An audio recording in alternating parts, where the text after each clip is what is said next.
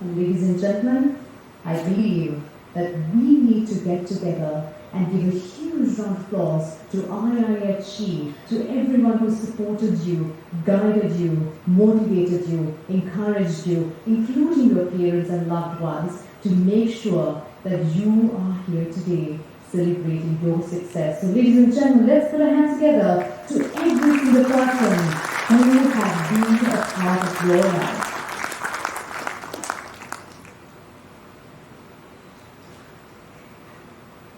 Now, ladies and gentlemen, to deliver the commencement speech, we would like to invite an inspiring personality.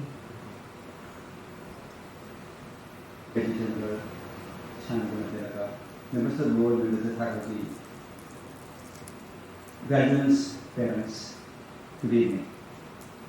It's quite a coincidence that we have two personalities, one who made the soldiers to the corporate war front, and the other who made soldiers for the real war front. So good to have you with us today.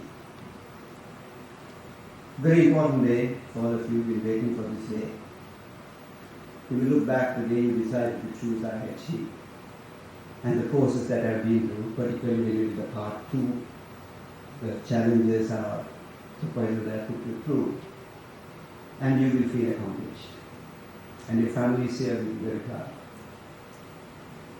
You would have had your reasons that you picked to do every day. Different stages of life and career. What does it matter? That you are now a graduate. I was wondering what should be my message to you today. And I found this little piece in the book of Horseshoe. It's about Gautama Buddha. Like in every religious history, you find the religious leaders went town to town with their disciples preaching the good news. So did Gautama Buddha.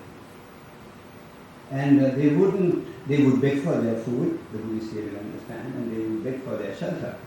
And Gautama Buddha has told his disciples, and we have a member of the clergy here, that you should not stay for more than 2 days in the house and be a burden to them.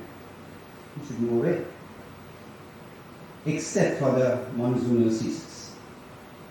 During the monsoonal seasons, it's difficult for you to travel, it's risky and treachery.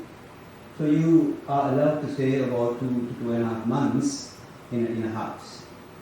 So they come to a town and the monks, the disciples were sent out to find a place, and they went around finding places. So there was this particular monk who went and knocked on the door, and a pretty woman opens the door.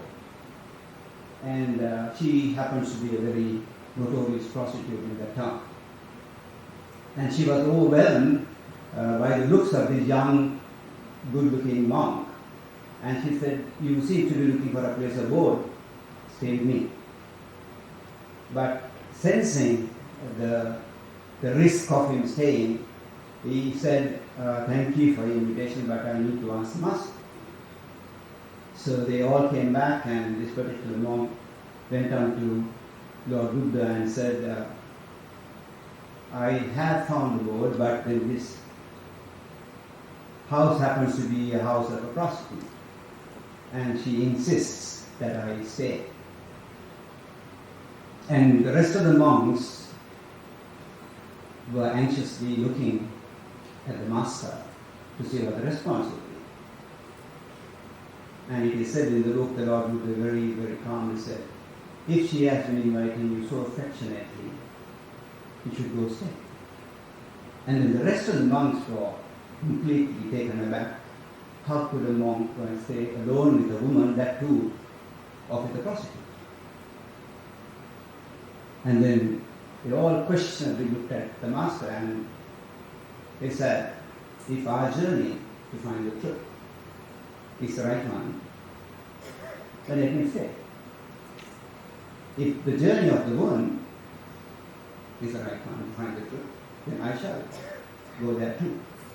So this monk went and stayed there. jealousy, envy, or the rest of the mind. And they were spying on him to see what's going on.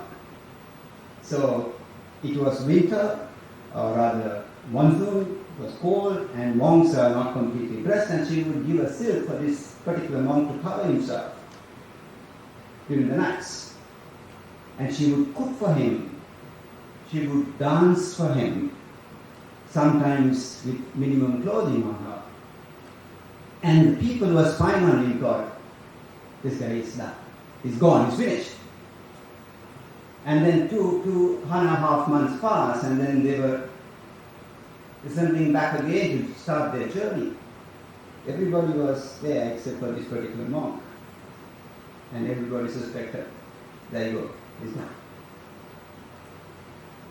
And then you could then see this man walking back to the crowd, still a monk. But with him, he had a female monk. Now, what's the relevance of this story? You graduates, you have learned something new. You have taken a journey. You have learned what is relevant to this day's business. And you are going to go out to a world that is used to a particular way of doing things. And it's going to tempt you like the monk was tempted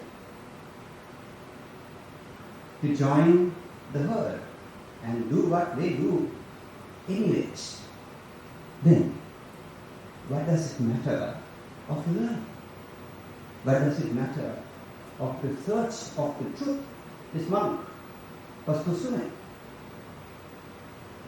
If you could go into the wilderness and still survive and come out with his learning, had the audacity to stand up and challenge the status quo and make him matter, then, ladies and gentlemen, you have spent your 18 months' work. Thank you.